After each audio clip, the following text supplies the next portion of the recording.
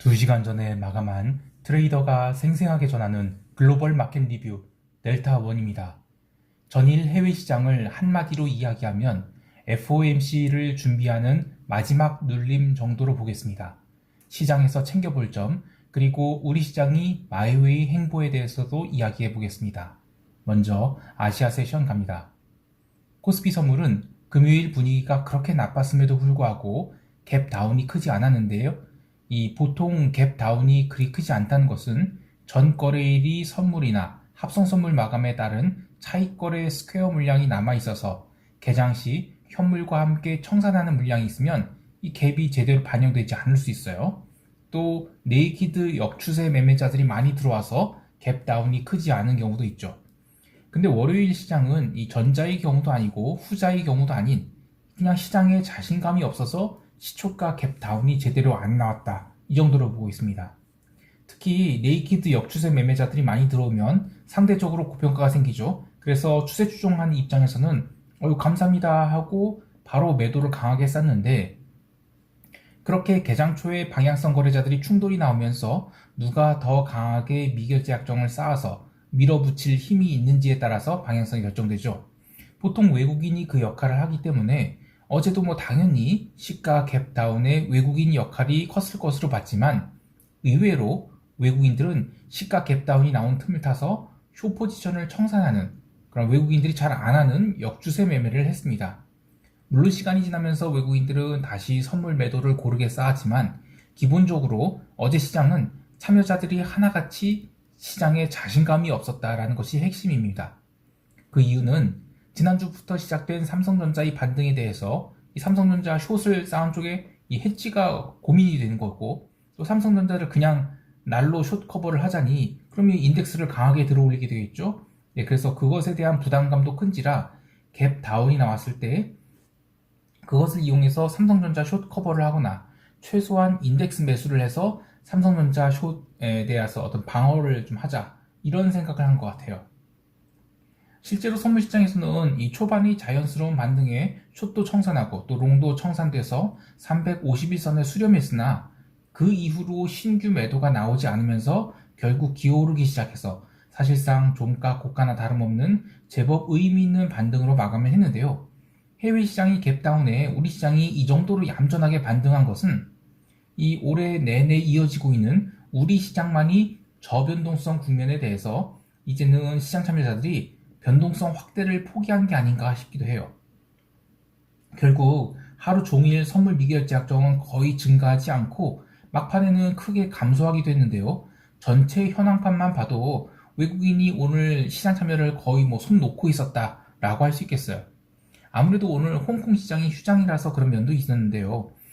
아시아 시장의 이 파생은 싱가포르에서 주로 트레이딩을 하고, 또 현물은 홍콩 시장에서 주로 트레이딩을 하죠. 근데 얘네들이 노니까 이 시장이 개점 위협을 한 것 같아요.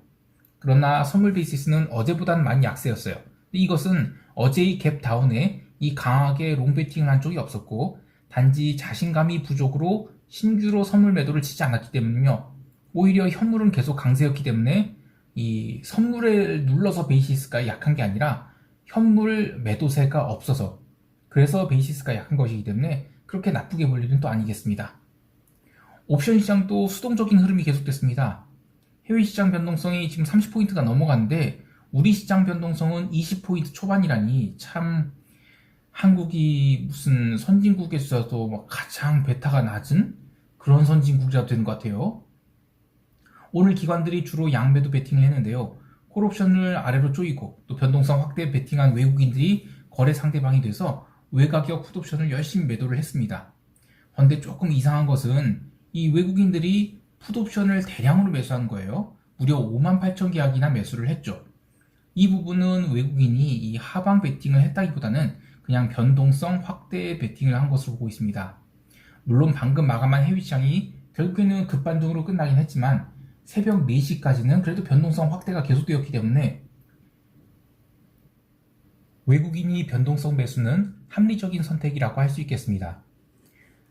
시장을 긍정적으로 볼 수 있는 것은 어쨌든 해외 시장이 그렇게 망가졌음에도 불구하고 우리 시장이 갭 다운이 얼마 나오지 않은 것, 그리고 현물 시장이 강한 것, 변동성은 또 마이웨이로 전혀 증가하지 않고 있는 것. 그리고 오늘 삼성전자 매도가 오늘도 나오긴 했는데 그 규모가 500억까지 줄어드는 점, 이런 것들이 있겠고요. 부정적으로 볼 수 있는 것은 오늘 뭐 시장이 안 빠진 가장 큰 이유가 어쨌든 홍콩 시장 휴장이거든요. 그래서 외국인들이 뭐 거의 놀다시피 이 시장 참여를 안 한 것. 그리고 해외 시장 분위기가 월요일 한번 더 강하게 눌릴 수 있는 상황이라서 이 자리에서 롱베팅이 들어온 대신 변동성 매수 베팅이 들어왔기 때문에 방향에 관계없이 시장이 좀 흔들릴 수 있겠다. 뭐 이런 점들이 있겠습니다. 그래도 명백한 점은 우리 시장은 이 마이웨이로 나름 강하게 버티고 있다. 이게 핵심인 것 같아요. 자, 이제 유럽 세션 넘어갈게요. 유럽 증시는 초반에 이 스톡홀름 증시에 사고가 있었어요. 스웨덴 증시에. 나중에 밝혀진 바로는 뭐 시티그룹의 런던 헤드쿼터에서 주문을 잘못 냈다고 하는데 그게 뭐 사람이 주문을 낸 거겠습니까? 영국은 휴일이었는데 당연히 뭐 컴퓨터가 주문 낸 거겠죠. 그래서 그 이머전시 킬 같은 스위치가 사고를 감지하고 주문을 차단했겠지만 이 초당 몇백 건 이상의 주문을 쏘아댈 수 있는 트레이딩 엔진이 뭐 미친 듯이 시장을 조지면서 마이너스 7% 넘는 그런 급락을 만들어냈습니다. 참 이런 거 생각하면 이 하이 프리퀀시 트레이딩을 퇴출시키든지 아니면 뭐 자동 매매를 퇴출시키든지 해야 되는데 물론 당연히 그럴 수는 없죠. 근데 이 투자라는 게 언젠가부터 이 숫자 노름장이 돼서 어떤 애널리틱스에서 이제 엣지를 챙기는 게 아니라 그냥 이 숫자 그 자체에서 엣지를 챙기려는 그게 좀 안타까운 것 같아요. 여하튼 유럽 증시는 그래도 미국 증시가 그렇게 망가졌음에도 불구하고 얼마 빠지지 않았습니다. 뭐 빠지지 않은 것도 이상하지만 그렇다고 해서 변동성이 크게 감소하거나 하지도 않았거든요. 근데 이는 어쨌든 FOMC에 대비하겠다 이건데 이번 FOMC에서 금리 인상이 속도가 중요한 것이 ECB도 결국에는 금리 인상을 할 텐데 만약에 FOMC에서 더 빠르게 금리 인상한다? 그러면 ECB가 따라가기가 굉장히 벅차겠죠. 그래서 지난주에 이 필립 레인 이코노미스트가 속도가 중요하다 이런 얘기를 한 거예요. 어쨌든 유럽 증시는 초반에만 흔들렸을 뿐 미국 대비 나름 강하게 하루 종일 버텼다라고 할 수 있겠어요. 반면 이 통화시장과 채권시장은 의미 있는 흐름이 있었습니다. 통화시장은 개장 초에는 유로화가 급등하기도 했는데 뭐 특별한 이슈가 있어서 상승한 건 아니고 월초 시장 참여자들이 부족해서 일시적으로 올라온 것이다. 이 정도로 보고 있어요. 그리고 뭐 시간이 지날수록 계속 매도를 얻어맞아서 장중에는 유로화가 1.0509선까지도 밀리기도 했죠. 전반적으로 5월 한 달도 달러 강세, 최소한 유로 약세는 더 이어지지 않겠는가 하는 그런 베팅이 있었다고 보고 있어요. 여기에 더해 채권시장에서는 이탈리아 국채가 제대로 부러지면서 스프레드가 확대됐습니다. 어제 하루만 거의 뭐 100bp 벌어졌죠. 아직도 갈 길은 멀다고 보고 있습니다. 스프레드 확대는 마찬가지로 특별한 이슈가 없었음에도 불구하고 5월의 이벤트에 대한 선제적 베팅이 들어왔다 이렇게 보고 있어요. 올해 독일 국채 매수의 이탈리아 국채 매도 스프레드는 지금 YTD 수익률이 플러스 4.76%를 찍은 상태입니다. 물론 저는 선물이기 때문에 거기에 곱하기 땡땡이죠. 근데 최소한 이 7월이 ECB까지는 이 포지션을 계속 마사지해가면서 들고 갈 생각입니다. 커머디티에서는 이 구리가 강하게 언더슈팅이 나왔어요. 근데 구리 언더슈팅은 조금 따로 봐야 될 게 어제 LME 세션이 휴장을 했어요. 근데 시장에서 받아주는 쪽이 없으니까 과하게 밀린 것이다 이렇게 보고 있습니다. 장중에 마이너스 4% 넘게 밀렸는데 뉴스플로로는 이 페루의 깰라베코 광산이 이 5월에 생산을 시작한다 뭐 이런 얘기가 있어요. 그래서 공급 증가니까 구리 가격이 밀렸다 이렇게 하지만 이 기본적으로는 어제 LME가 휴장이라서 시장에서 적극적인 매수 주체가 없었다. 요게 구리 하락이 근본적인 이유라고 할 수 있겠습니다. 기름도 어제는 아시아 세션과 유럽 세션에서 급락이 있었지만 미국 들어서는 다 올라왔어요. 근데 이것도 시장 참여자들이 부족해서 유럽 세션에서 많이 밀렸었다. 이 정도로 보고 있습니다. 자, 여기까지 하고 미국 세션 넘어갈게요.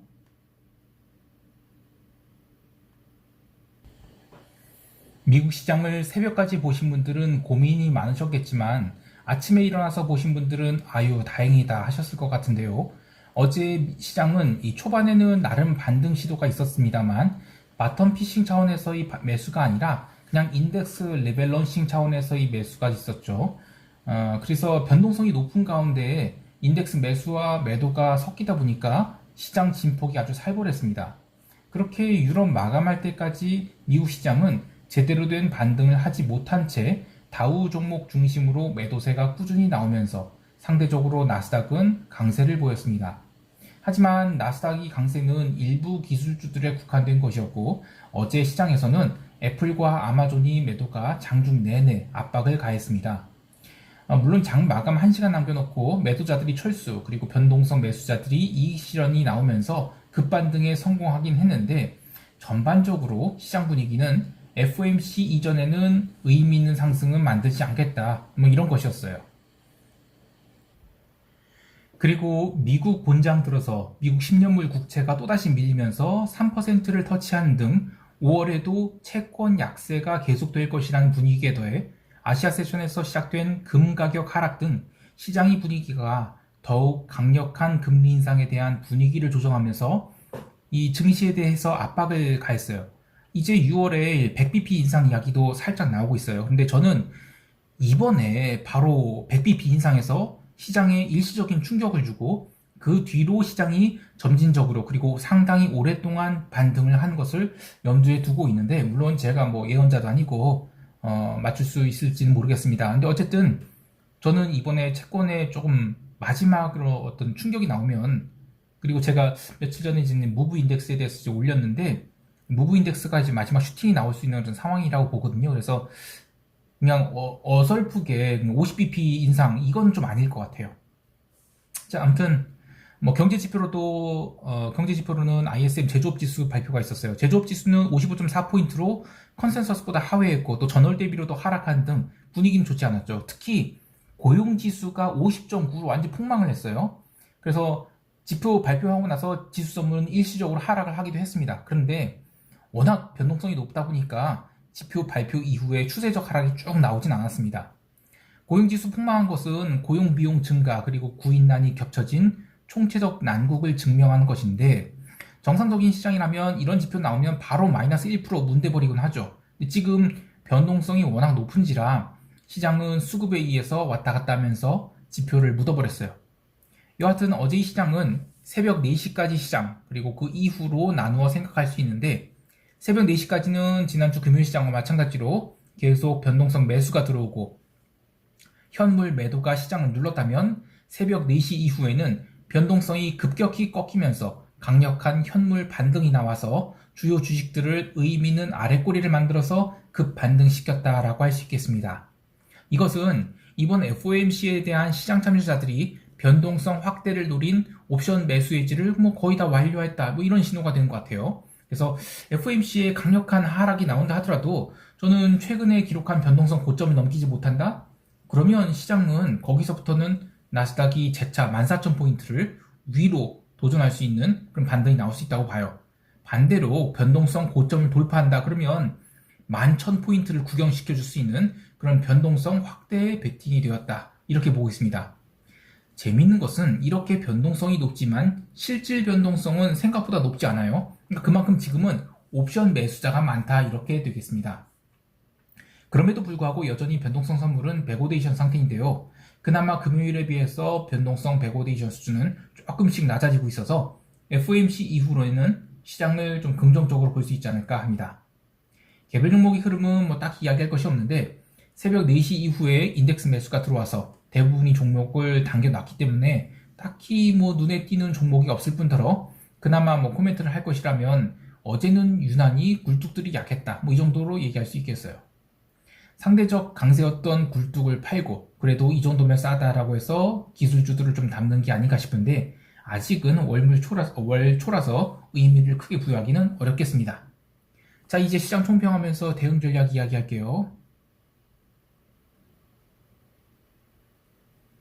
우리 시장은 글로벌 시장과의 변동성 흐름이 많이 다르죠. 그리고 현물 시장의 삼성전자 수급이 점점 개선되고 있어요. 그래서 저는 그렇게 부정적으로 보이진 않습니다. 생각보다 지루한 이 박스장이 지속될 가능성이 있겠고 그래서 이 셀인 메이가 아니라 코스피 매수에 코스닥 매도의 인덱스장이 진행되지 않을까 해요.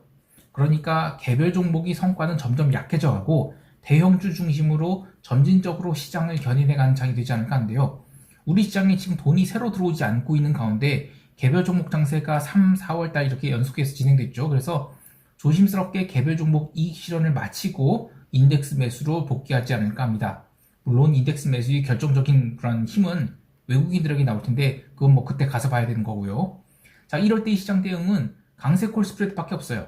풋매도 대응하기에는 시장의 급락 리스크가 늘 두렵죠. 또 그렇다고 해서 콜매도 대응한 것도 변동성이 지나치게 낮은 상황이라서 거기서 변동성 매도를 대응한다? 또는 뭐 방향성을 숏으로 대응한다? 이거는 굉장히 위험하다고 봐요. 그리고 콜 매수도 만약에 급등이 나온다 이러면 뭐 상관없지만 해외 시장이 도와주지 않고 있죠 지금. 그래서 장중에 뭐 아무리 콜 매수로 이익이 났다 하더라도 다음날 갭으로 빠져버린다 그러면 또는 보합으로 끝난다 출발한다 그러면 풋 프리미엄이 쫙쫙 빠져요. 그래서 강세 콜이나 아니면 그냥 장중 풋매도 이런 거로 대응하는 것이 좋겠습니다. 여하튼 돈 안 되는 지루한 시장이 계속될 가능성이 있고, 그래서 우리 시장에 대한 본격적인 방향성 설정은 마찬가지로 FOMC 이후에나 하는 것이 좋겠습니다. 해외 시장은 기존 포지션과 딱히 손댈 건 없고 캐나다 달러, 그러니까 루니를 조금 매도를 했어요. 원자재 통화 중 덜 빠진 것으로 보기 때문인데요. 아직 뭐 박스를 뚫고 내려간 것이 아니라서 포지션을 조금만 쌓고 관찰할 계획입니다. 마찬가지로 이번 FOMC 이전에는 시장에는 최대한 손을 안 대도록 하겠습니다. 오늘도 성공 투자하시길 바라고요. 이상 델타원이었습니다. 감사합니다.